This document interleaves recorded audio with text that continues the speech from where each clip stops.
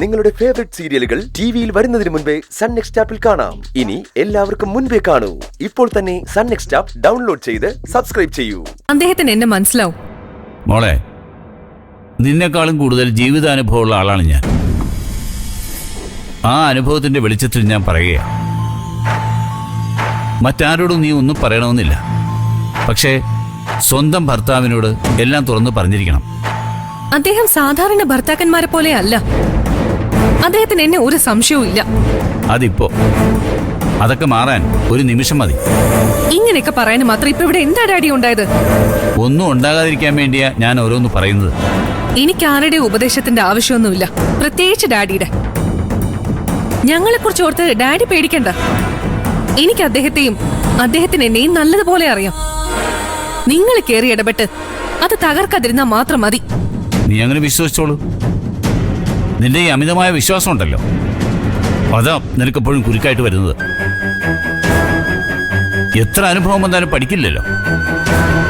അനുഭവം ഉണ്ടാവും, അപ്പോഴേ ഞാൻ പറഞ്ഞതിന്റെ പൊരുൾ നിനക്ക് മനസ്സിലാവും.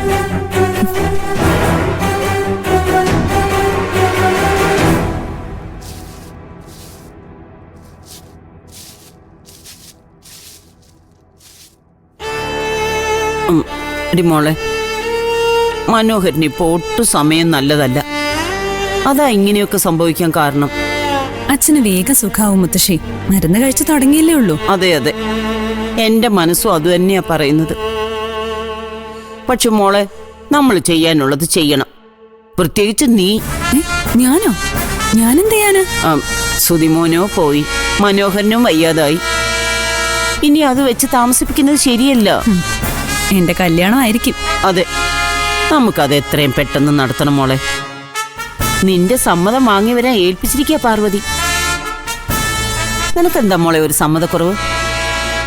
എപ്പോ വേണമെങ്കിലും നീ റെഡിയല്ലേ? റെഡി അല്ല. കണ്ണീച്ചോരയില്ലേ നിങ്ങൾക്കൊന്നും? അച്ഛൻ ഇങ്ങനെ കിടക്കുമ്പോ ഞാൻ എങ്ങനെയാ മുത്തശ്ശി കല്യാണം കഴിക്കുന്നേ? ഞാൻ അതിന് തയ്യാറൊന്നും അല്ല. അതിനെക്കുറിച്ച് തൽക്കാലം ആരും ഇപ്പൊ ചിന്തിക്കുകയും വേണ്ട. ശരത്തുമോന് താല്പര്യമായിട്ട് നിൽക്കുക. നീണ്ടു ഇവിടം വരെയായി. ഇനിയും നീട്ടിയാലേ അവന്റെ മനസ്സ് മാറും. മാറണമെങ്കിൽ മാറട്ടെ, അല്ലെങ്കിൽ മാറുന്നത് തന്നെയാ നല്ലത്. അതോടെ ഞാൻ രക്ഷപ്പെട്ടേനെ.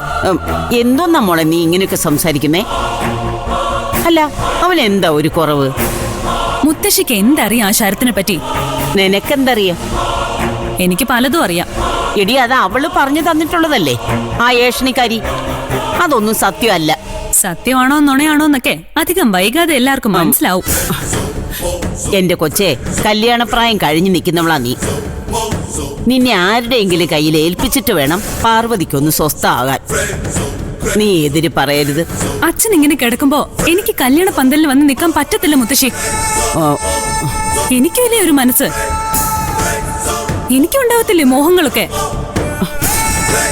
എന്നോട് നിങ്ങൾക്ക് എന്ത് വിരോധം തോന്നിയാലും എനിക്ക് ഒരു കുഴപ്പമില്ല. കല്യാണത്തിന് ഞാൻ തയ്യാറല്ല. അച്ഛന്റെ അസുഖമൊക്കെ മാറട്ടെ, അപ്പൊ ആലോചിക്കാം. അപ്പോഴേ ആലോചിക്കൂ.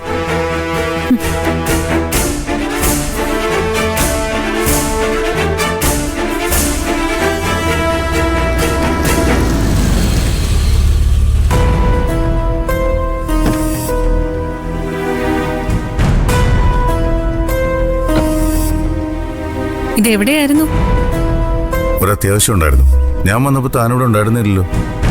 എവിടെ പോയതാ? കുറച്ച് സാധനങ്ങൾ മേടിക്കാൻ വേണ്ടി പോയതാ. പോയത് കൊണ്ടൊരു ഗുണമുണ്ടായി. ഒരു കാഴ്ച കാണാൻ പറ്റി.